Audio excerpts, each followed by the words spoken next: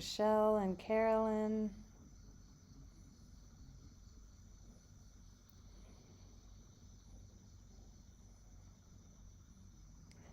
Hello, hello, hello. Nice to see you.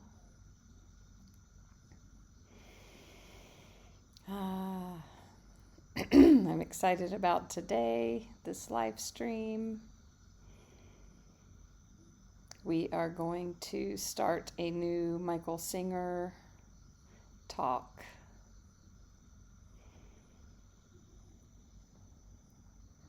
So I'm excited about that, and we'll give a few minutes for people to gather and join in before we get into it. So, hello, Jamie. Yeah. I don't know. I don't have anything else to say. I can always come up with something. This beautiful, look at this.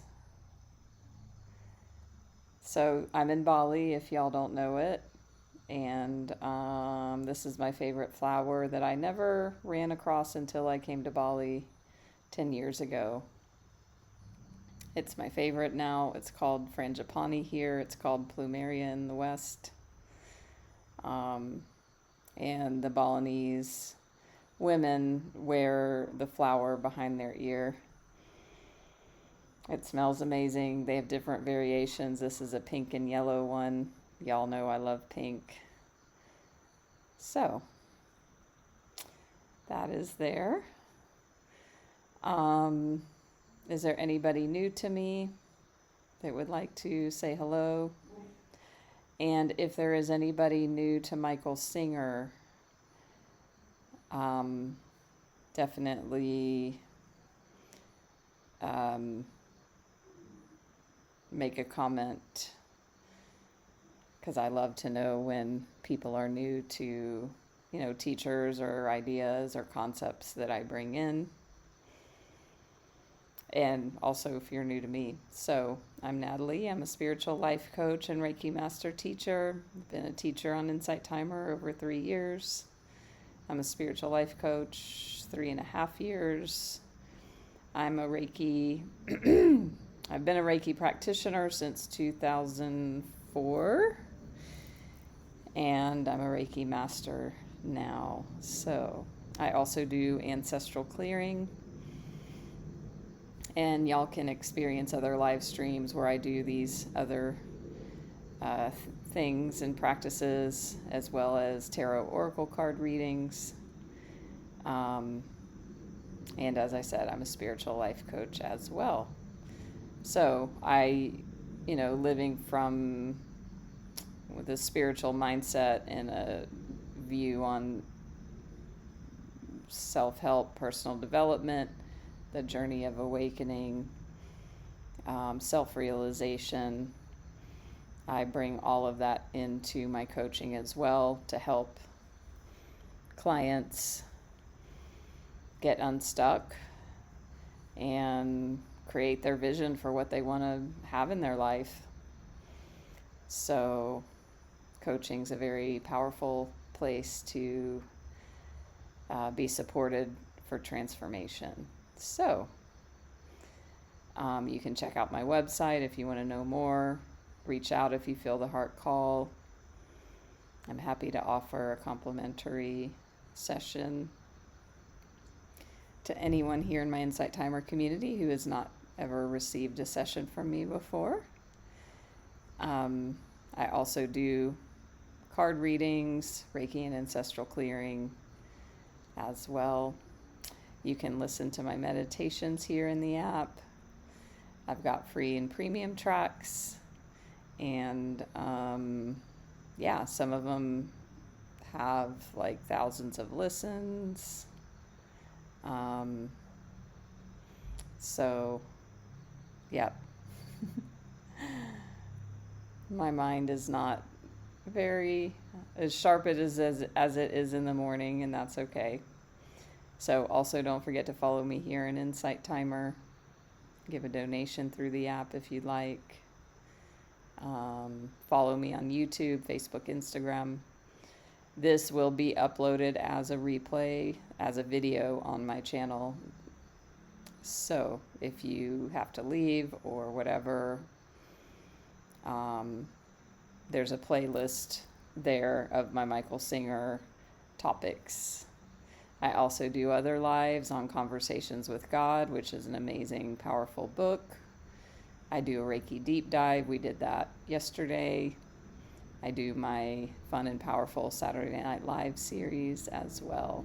So that's what's going on with me right now. Hi, Jeff. Jessica, Michael Singer, new to you. Amazing. So the format of this live stream series is that I will play a Michael Singer talk, and I'll just pause it and we'll discuss it as I feel led. Yeah, so it's pretty simple and profound and powerful. How many of y'all have experienced that, either listening to Singer in here or on your own? So as I said, we're starting a new talk tonight. This will be our third one in the series. So on my YouTube, I have created a playlist of Michael Singer talks that are really good. And there's quite a few in there. And also the past two talks we've just gone through are in there as like first and second in line if you want to review those. So I'm going to add today's, the one we're starting with now, I'm going to put that in there as number 3. So that way, if y'all want to access it, you can also send me a message. I can send you the link to what I'm going to play as well. So any questions, comments? And since we have at least one person that's new to Michael Singer, and you might not be, depending on how long you've been on the spiritual path or how deeply, because most people in the spiritual world know his most famous book. It's called The Untethered Soul. So if you've heard of that book, he's the author. So many people are like, oh yeah, they know that, although they might not know his name. So I'm going to actually read this blurb about Michael Singer for those that don't know him, or if you do, maybe you might learn something new. So, Michael A. Singer is the author of the #1 New York Times bestseller, The Untethered Soul, The Surrender Experiment, Living Untethered, and many popular Sounds True programs, including Living from a Place of Surrender online course. In 1971, while pursuing his doctoral work in economics, he experienced a deep inner awakening and went into seclusion to focus on yoga and meditation. In 1975, he founded Temple of the Universe, a center where people of any religion or set of beliefs can come together to experience inner peace. So that center, Temple of the Universe, is near Gainesville, Florida. And if you read his memoir, The Surrender Experiment, he talks about how, it's his life story basically. So it explains the evolution and of the Temple of the Universe. It's very cool and interesting. So would definitely recommend checking that out. If you're in Florida, you can go stay there or stay near there or go see him talk. He talks, from what I understand, a few times a week. And that's where these talks are pulled from, is my understanding. So, any questions, comments? Oh, also one more thing, because I was just thinking some of y'all may not know, I'm here in Bali and it's nighttime. me and my fellow Insight Timer teacher friend, Alicia Bliss, who's been a guest on my live streams before, we are co-hosting a Bali Bliss retreat in 2025. So we're just in the beginning stages of planning that. So if that's interesting to you, it's going to be a spiritual retreat with all the goodies, along with it being in Bali, which I am an expert about Bali. Send me a message, and we're sending out like a questionnaire to get information from people that may be interested. It doesn't mean you have to sign up, but if you do have an interest, this questionnaire will help us formulate, the details of the retreat. And we're also asking like what time of year and etc. might be best. So send me a message if you would like me to send that to you, and then I would also put you on a list to notify you when we announce, formally the all the details. So if you wanted to come to Bali, now's the time. All right. So what's amazing about the talk that we are about to listen to, and this is what I love about the world, right now, and just the evolution of the collective consciousness and humanity as a whole.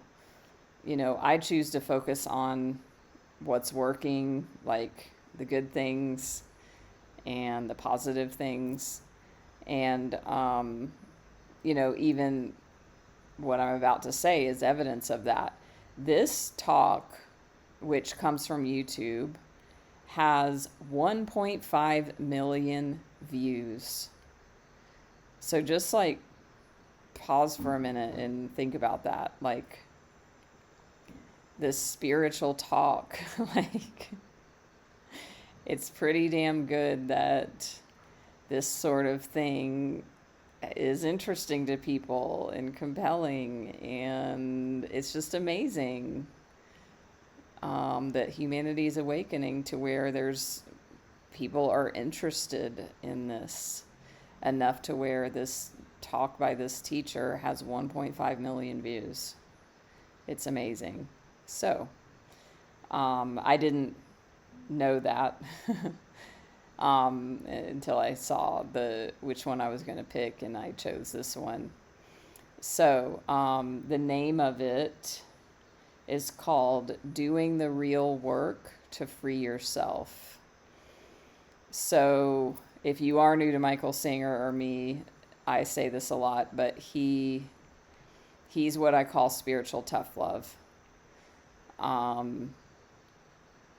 So he's very no nonsense. He's not all flowery pie in the sky. He's very, to the point, and tells it like it is. So, which is, I think, why me and many people love him so much. So, good morning. So again, if y'all want the link to this, send me a message and all of that good stuff. So, and I'm just going to play this, and whoa, earthquake. Oh my God, there's an earthquake happening right now. A tremor, hopefully. Okay, hold on. Like, it felt like my chair, like, did I actually move? Sorry, y'all, I can't help my reaction. Yeah. Woo. Okay. You can see it. So we have an app. I actually want to check it. Indonesia is the Ring of Fire, so it's not the safest place to live for volcano eruptions and earthquakes.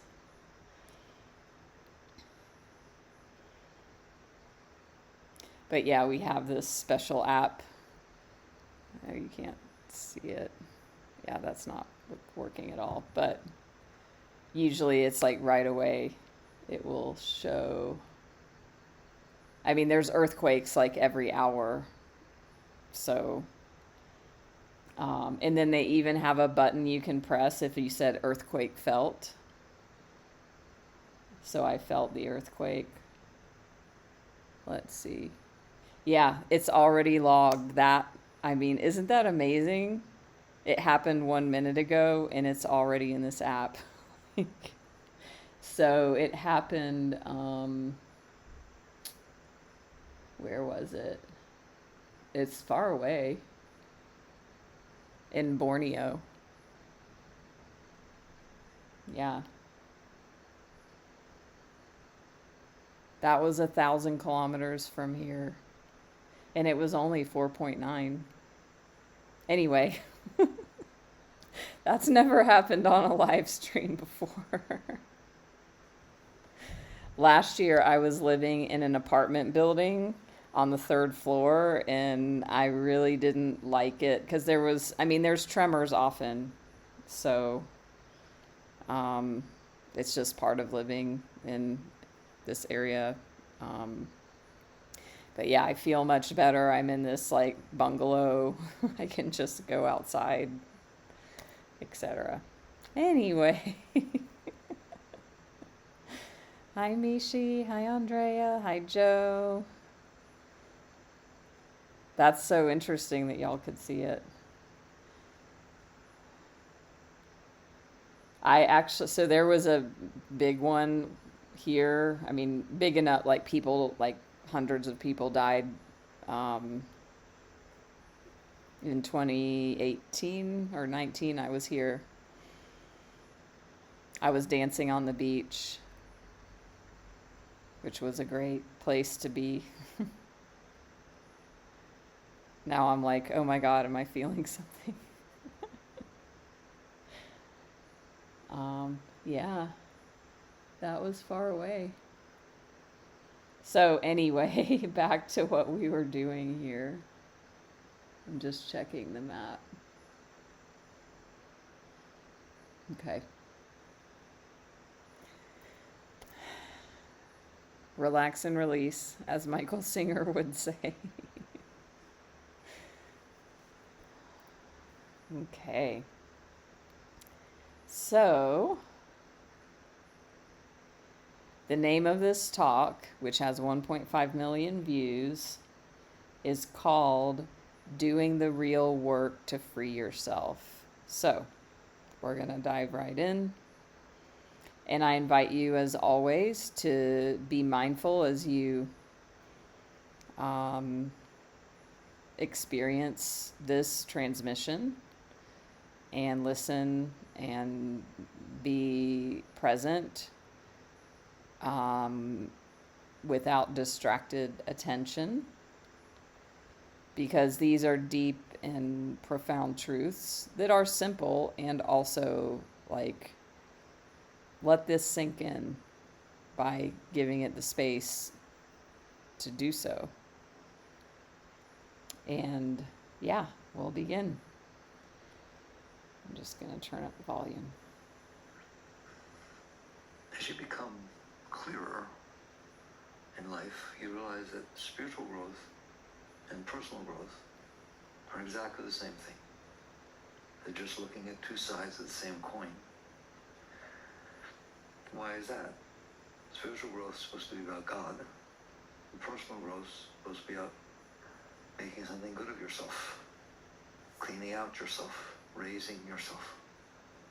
I would prefer that nobody knew anything about God, that they only knew about cleansing themselves.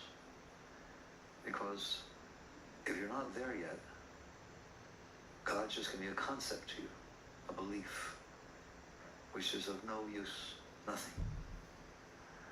If you work with yourself to raise yourself, you will come into a state where you will understand what they meant by the word God. You don't have to use the word God. Use any word you want. It's just describing a state of being. So what does it mean to grow personally? It means to notice that you have issues inside yourself. You think you have issues outside. No, you have issues inside. There are fears, insecurities, desires, needs, wants, self-consciousness, embarrassment, guilt. These are all words that describe things going on inside ourselves. Guilt is not something outside, it's something inside. Need is not something outside, it's something inside. Yes, you're guilty about something.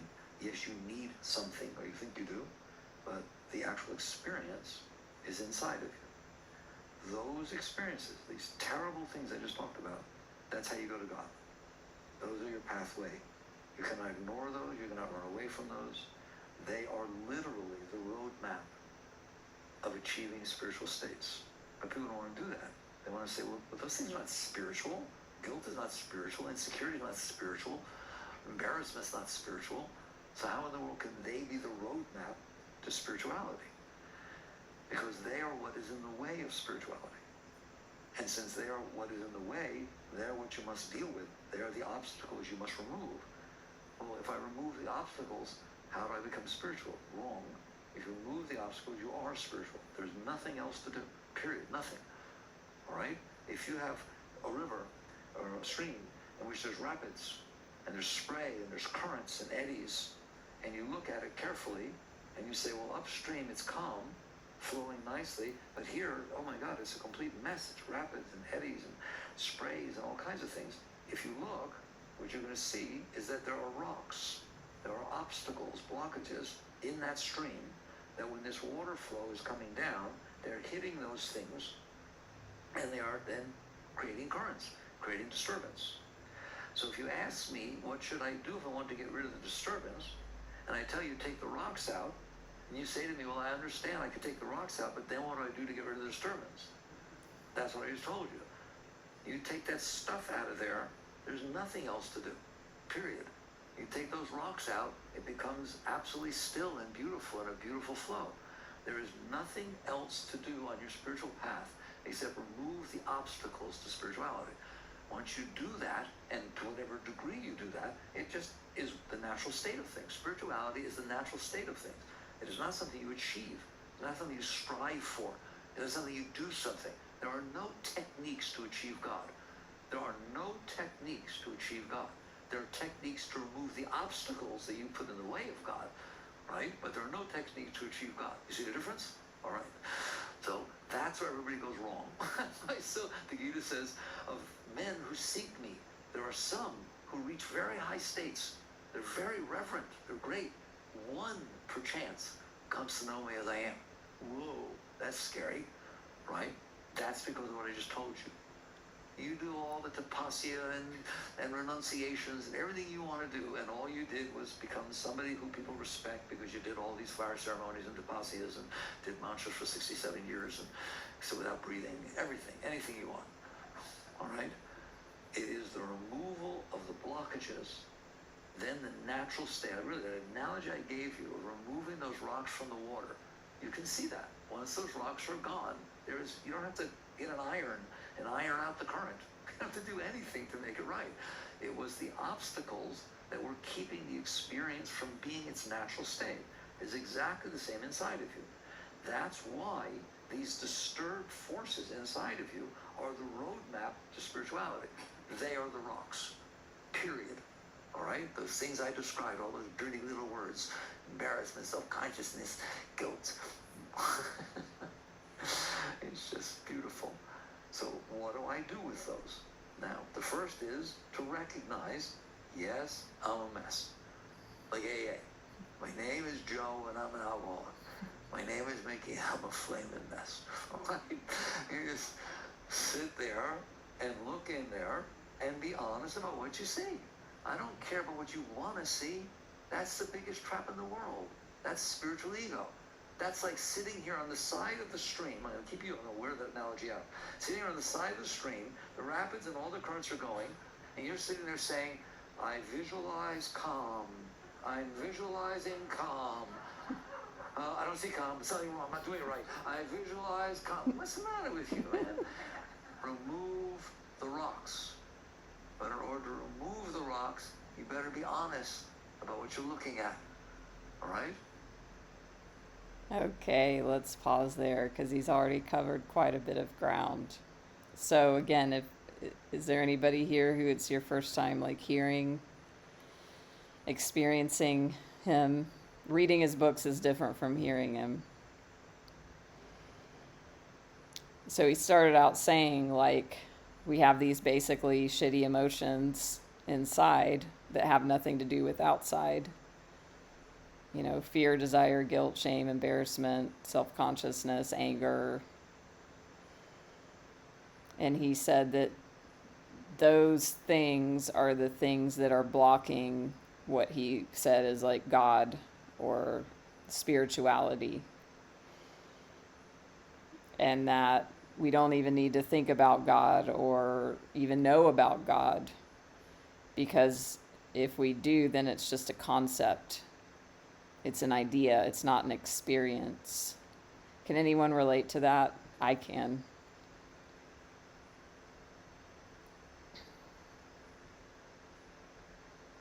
It's like to have a belief is in the mind. Experience is experiential. So we experience these lower states that don't feel good. And what he's saying is this like flow of this river, the rocks that are in the river are blocking the flow. The issue, the problem is the rocks. And the first step is we've got to admit that there's rocks. Which means what I love that because I'm an AA, so I love his analogy. You know, he said, I'm Mickey, because that's what he goes by. I'm Mickey and I'm a flaming mess. I'm Natalie and I'm a flaming mess. Meaning inside with all of this suffering. Is anybody relating? So the first step is, I mean, it's always the first step is the acknowledgement and the getting out of denial and the awareness and getting honest with ourselves. And then he gave a good example of like not being in spiritual ego, which would be, as he gave the example, to sit on the side of the river and pretend there's no rocks and visualize calm. So, hi Beta, welcome. Carolyn, hi Chris. So, again, if anyone's new to Michael Singer, then you can already hear like why I call him spiritual tough love. So that's kind of a summary up to where we are now. Any questions, comments before we continue? Okay, here we go. Remember Shakespeare? This above all, that thou self be true, and it shall follow as the night the day. Thou shalt not be false to any man. All right? This is the truth. You have to be willing to look and see what you see. Do not try to put nice white lights around your garbage and sit there and say, I'm pure. All right? It's not the right. That is spiritual ego. That is, I want to be there. I'm not there. So I'll use affirmation. I'll use this. I'll tell people I am. I'll behave in a way. I'll dress accordingly. I'll do every single thing that a spiritual person would do. Then I'm spiritual. No, you're not. It's nothing. It's the biggest trap that could possibly exist. There's only one way out, and that is to do the work of removing these obstacles that are in the way of the state of absolute beauty and ecstasy of divinity. So, okay, first you recognize. Don't be afraid to recognize. There's nothing wrong with seeing the rocks. If you don't, I'm going to use this analogy. If you don't like seeing the rocks, you will never get them out, right or wrong. If I sit there and somebody told me there are rocks in the water and they're causing all the currents, I'm so afraid of them because I don't like the currents. I don't want to see rocks. Do you? No, I don't like rocks. They cause trouble. They must be of the devil or something, all right? So I don't want to see these rocks. Well, you're never going to see them. You're never going to deal with them. You're never going to do anything because you're afraid of them. You understand that? That's denial in psychology, denial, fear, etc. You have to be willing to sit there and say, I have now progressed spiritually to the point of understanding that I am blocking the flow of God, the flow of Shakti, the flow of spirit from inside of me. I am doing it. Does everybody get that? And do you agree that there's this, like, just honesty, self-honesty that gets to occur?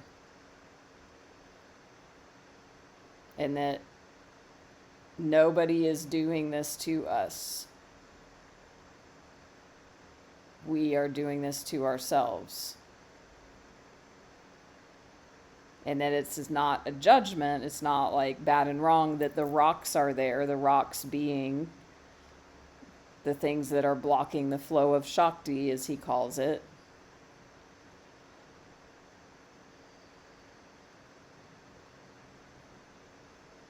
But there's got to be first the awareness. I was filling out this Wheel of Life questionnaire for a coach I saw the other day. And why I'm bringing this up is because I remember writing something about, like, I'm so aware of this stuff inside that Singer is talking about. The judgments and the resistance and the attachment and the desires and the fears and the, guilt, shame, remorse, blah, blah, blah, blah, blah. That it's very top of mind for me. And in reflecting on that, I'm like, well, it's always been there. I think I just didn't have the awareness. In the past, this is just my own conclusions on my own self, is I feel like I was just totally identified with my thoughts, that, and just like in reaction all the time, just living life, reacting and believing everything I thought, that I just didn't have the awareness to see all this stuff. And with the awakening, I mean, this is the path of awakening, is awakening to the reality of what's truly here. And so now there's some space where I can see what's happening. And right now I am in the place where I see it. I'm not yet in enough suffering to commit to the deep work that it takes to be present and committed to relaxing and releasing, and he will go into that. So it causes a lot of suffering because it's like hyper awareness. So although it feels like a curse, it's actually a blessing.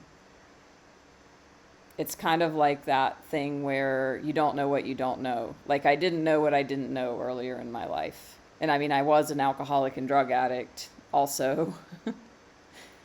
So for sure, that was a whole different way of living in awareness. But I've been sober most of my life. So yeah. Whew. See, some comments have come in. Yeah. Hi, Rita. Awesome. Step 6 and 7. Is it your first time through the steps at 20 years? Hi, Nancy, Rose. So, is everybody with me here? And if you are just joining, don't worry. You'll hear what you need to hear, and this will be up as a replay on my YouTube channel if you want to go back and listen. But yeah, and even, coming from the 12-step background, and most people that aren't even in 12-step, it's so well known. You see it in movies. It's like step 1, admitting you're powerless, like admitting things are a mess. And basically, he's saying to do that, to be honest with yourself about where you are and the fact that you got yourself there and you're creating your own suffering. And not from a compassionate place. But what that is it takes us out of victim and into owner, and takes us out of victim and into responsible. So that's why.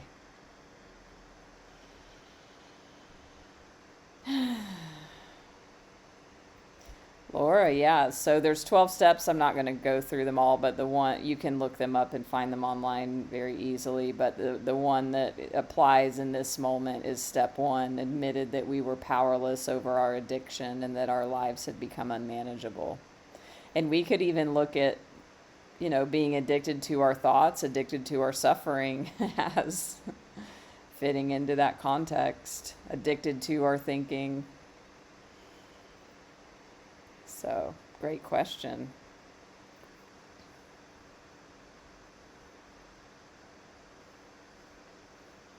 Beautiful, Rita. Okay, continuing. But yeah, there, that's your first point, right? Nobody's making you drink. Go to AA, right? Nobody's making you drink. Oh, no, she drives me to drinking. No. I drive, no. Go, come back when you're ready, right? You're the one who's drinking.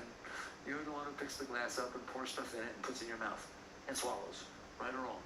Nobody else is doing it. It's the same thing here. You have put these blockages inside yourself, and you are holding these blockages inside of yourself. So if you're not willing to look at them, nothing good is going to happen. Do you understand that? All right. So you start with what we call witness consciousness. Krishnamurti called it the seat of objective observation. But you will not be willing to look at yourself objectively while you are judging yourself.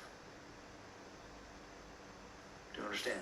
And what that means is, I don't want to see what I'm looking at. That's what judging does. You have to be excited. I remember when I first got to the point that instead of thinking that stuff inside of me that was causing all this trouble was what I don't want, it's terrible, it's keeping me from God. I try to meditate above it, I do anything I can to get rid of it. And then I realized, no, this is what's keeping me from God. Therefore, if I see something, it's exciting.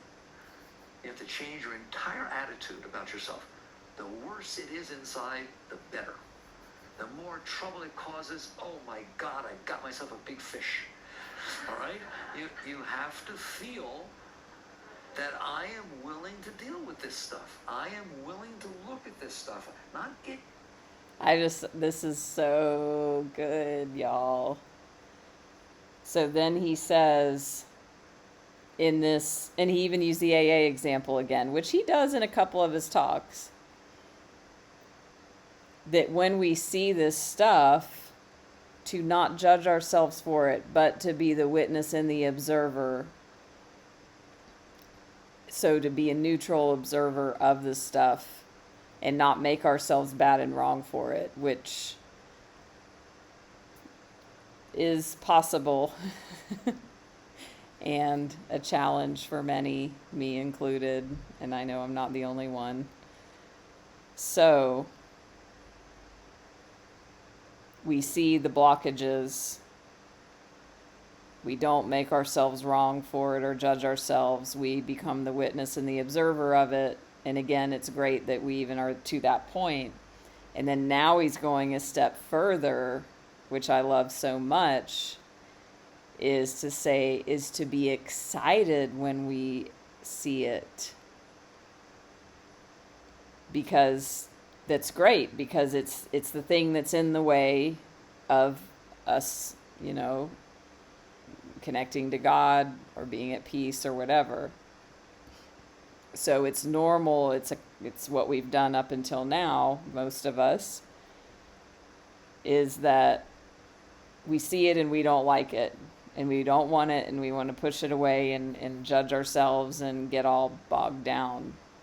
He's saying it takes a complete, really paradigm shift to be like, ooh, the guilt's here, the anger's here, the judgment's here. This is great.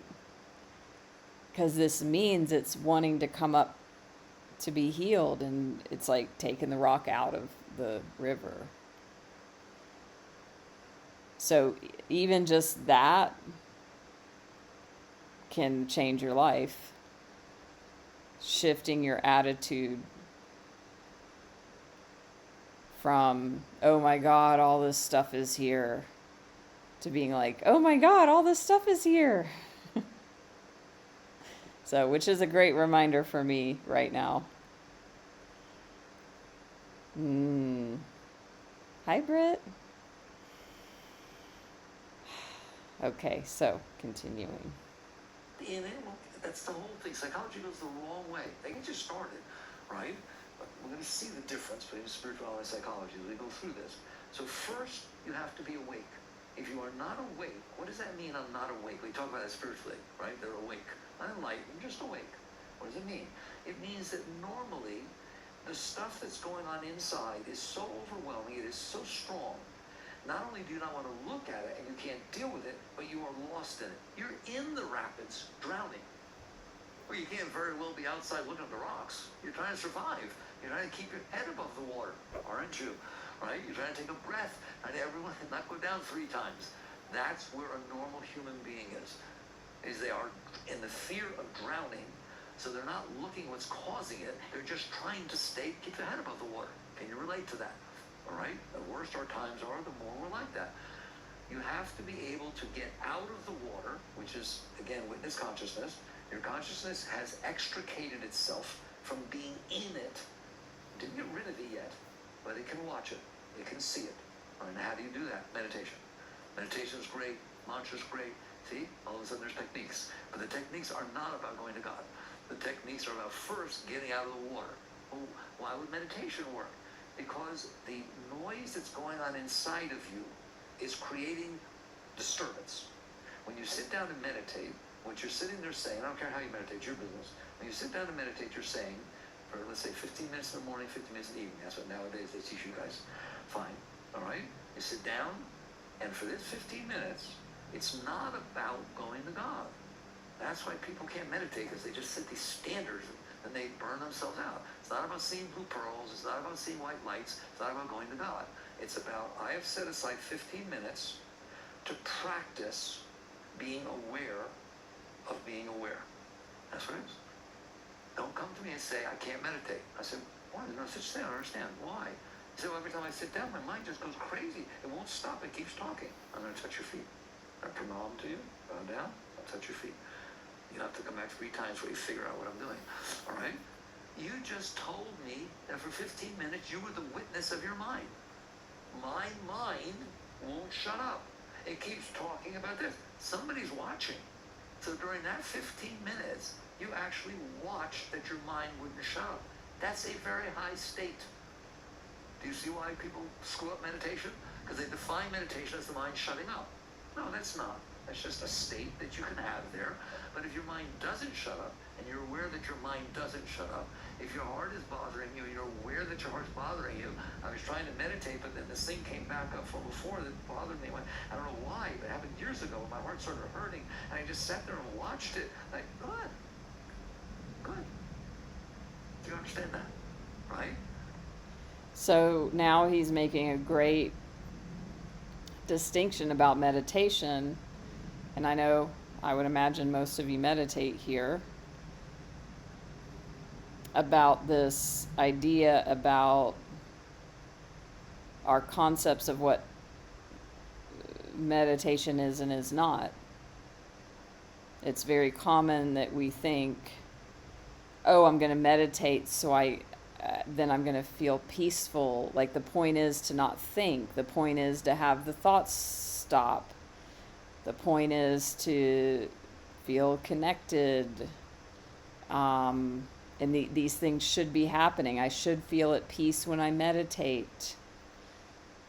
And how many of y'all have had those ideas in the past or now?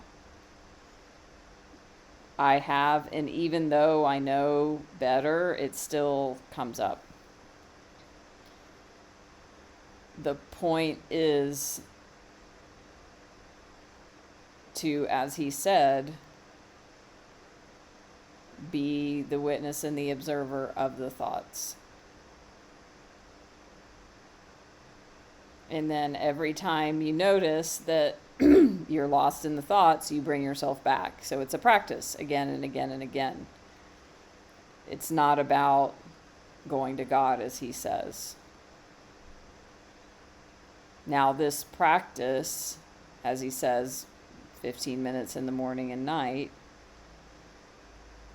will help you with your awareness in your witness consciousness. But it's not about going to God. That's a side effect that would happen automatically once that witness consciousness is established over time. Now, people can have, spontaneous experiences or whatever, but generally speaking. So, does anybody have questions or comments about that? And for me, I've been meditating every day for 10 years. I have. I can't even believe that. Wow, how is that even true? But it is. I've been on Insight Timer for 10 years. And yeah, I started meditating every day, around that time. So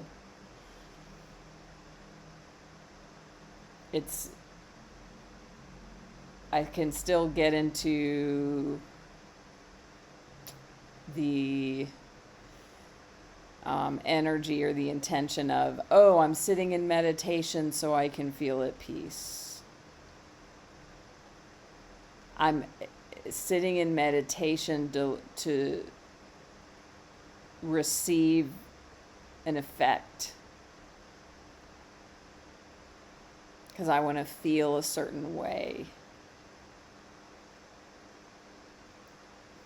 And that's not the purpose.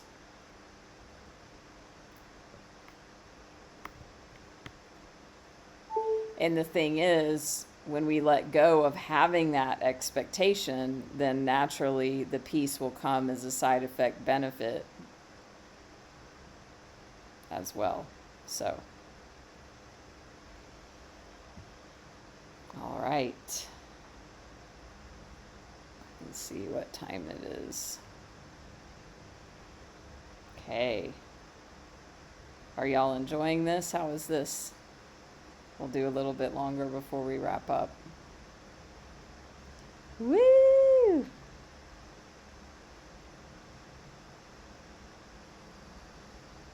Awesome. Hi, Melinda. Okay. At least twice a day, please, for 15 minutes, take the seat of objective observation and notice what is going on inside. Don't judge what's going on inside. Don't decide what's supposed to be going on inside. You see that? Just notice. That's your job. Just notice. Who's not capable of doing that? Truth is, you have no choice. You're going to notice what's going on inside. Okay? I'm not saying you can't use techniques such as follow your breath. What does that do? All right? I noticed that if I just leave it alone, it keeps talking. Very good. At least you've noticed that. Believe me, it didn't start talking when you sat down. Do you understand that? People tell me that. No, when I try to meditate, my mind gets worse. That is a lie. That is ridiculous, right? It's just when you sit down to meditate, you notice that your mind is pretty darn bad. All right. Have y'all ever heard that or said that? That's such a good point. And I mean, I'm a meditation teacher as well, and I've run meditation groups, in various places around the world. And that's just such a common thing. Oh, well, I can't meditate because I can't turn off my thoughts. And that's, again, such a misconception. And as he says, it's great. You notice your thinking. That's the point. You're noticing your thinking. The point isn't to stop thinking. And then it's like the mind, it was already going.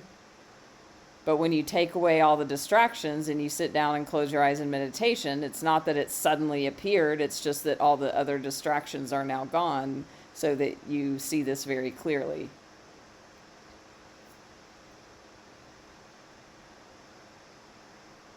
Hi, Maria, Ivy. Okay, continuing. It didn't get worse when you sat down. It's going on the entire time. You're just noticing it. So, yes, notice. Then, if you have been given techniques, such as following your breath, is a very nice technique to use. What is the purpose of that? There's nothing spiritual about following your breath. There is, but I won't discuss it. There's nothing spiritual about following your breath. What you're doing is taking your consciousness off of your mind and putting it onto something else, like the movement of your breath or counting your breath. That's why these techniques work, because you are practicing being aware of what's going on in there. Then you are practicing what I call extricating your consciousness, freeing your consciousness, liberating your consciousness from having to watch what's going on in there. You're not judging, you're not suppressing it, right? If I'm looking at you and I'm having a problem, I just look over here. Wow, problem gone. Right? Just move your consciousness. Don't mess. I don't have to change you. All right? I just stop looking. When you watch your breath, your consciousness has now taken its awareness off of the noise of your mind, and it is watching your breath or counting. That's why mantra works. Right? Again, these things have deeper spirituality also, but I'm not talking about that. Right? You do a mantra, and what you've done is tell your mind, I want you to repeat Guru Om, God, whatever the heck it is, whatever you want to do for a mantra, right? If I teach my mind to do that, and then my mind starts talking about other things, I now have a choice. I can either pay attention to what my mind is saying on its own, or I can pay attention to the mantra. That's all you have to do, and wait till you see what you'll change your entire life. You just gave your consciousness an alternate place to go, as opposed to sitting, well, okay, my analogy. When you are sitting on the mantra, instead of in the mess, you just got out of the water. The mess is still there, right? But you extricated yourself. You put your consciousness elsewhere. These are the reasons that meditation works. Do you understand that, right? Is there another spiritual thing that the guru touched you? Yes, but I'm not interested in that. None, really. All that stuff happens by itself. You don't have to think about it. Don't even get involved in it. You understand that? If there are deeper layers of things, just as, a guru gave you a mantra and it's powered with every rishi that ever said it, that's what they tell us, right? Probably true, all right? It says all this stuff. Fine, what's that got to do with you? It's true anyways, right? You don't need to think about it. You understand that? So if you're sitting there following your breath, and God forbid your breath stops and you go into samadhi, oh my God, I hope you're all right, right? And you come back, all right? It's just what happened while you were doing your work. That's not your work. Don't you ever try to go into samadhi. Don't you ever try to achieve these high spiritual states. Because all that they will do is become part of your ego. You understand that? I went into samadhi. Mayor Baba talked against samadhi. One of the greatest masters on the face of the earth. He said, I go to India, I see these people, they're totally breathless. Like you can put your finger under their nose, they sit there for days. They don't breathe. All these people come around, put flowers next to them, they're bowing down to them, right? And then they come back and start yelling at everybody. Why are you over there? You're sitting too close. Come here. And everybody said, I'm not interested. I'm in trouble, all right. You have work to do. He's so funny. I've heard this talk a million times, so if it's the first time you're hearing it, maybe, yeah, you might miss some of it, but, oh, that's funny, Melinda, you just said that. Hi, Jessica. So we're going to stop there on that lighter note. Yes. So if you send me a message, I can send you the link to this talk. And also earlier, I think you weren't here, and that's okay. Many have joined after, so I'll just repeat it. This video that I'm doing here will be on my YouTube channel as a video upload in the next few days, if you want to revisit this. Or also, I have a playlist of Michael Singer talks, and I am putting them in order of like the order in which we've listened to them in this live stream series. So this will be 3 in the list. It's called doing the real work to free yourself. So I can send you the playlist, and this one will be number 3 in the list.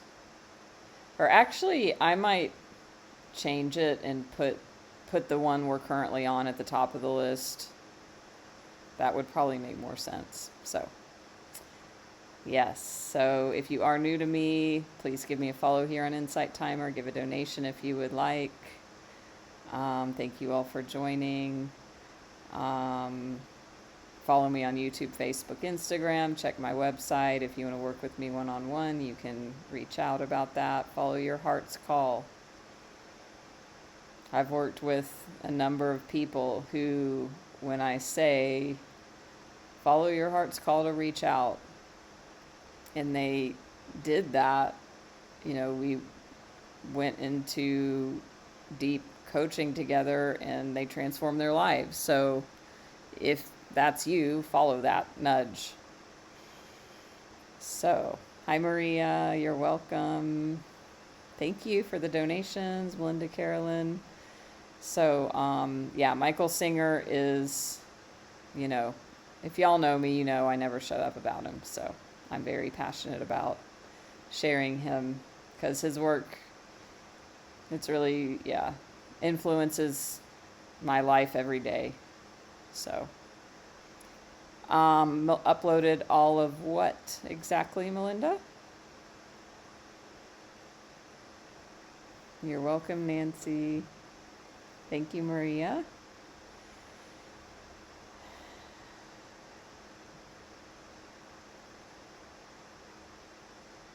Yeah, you could. Oh, I do have a Michael Singer playlist up. I have put the first 2 talks at the top that we've just done in this live stream series. I'm going to add this one. I'll add it now and I'll put it at the top. And there's like 10 or so in there because I just made that for me to bookmark my favorites.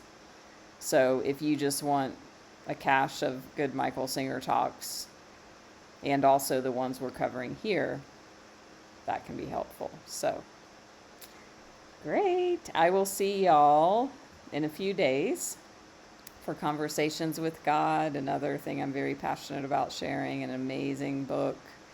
And it's going deep right now, y'all. Like, whew. Where we are in the book is challenging, like, the deepest held beliefs and stuff that us humans have about good and evil and right and wrong and all that good stuff. So, and I do have all those replays in a playlist on my channel. I have all of them. They're in, different playlists and etc. So, great to see you. Thank you all for joining. Much love. I will see you all soon. Have a wonderful morning, afternoon, or evening. Thank you.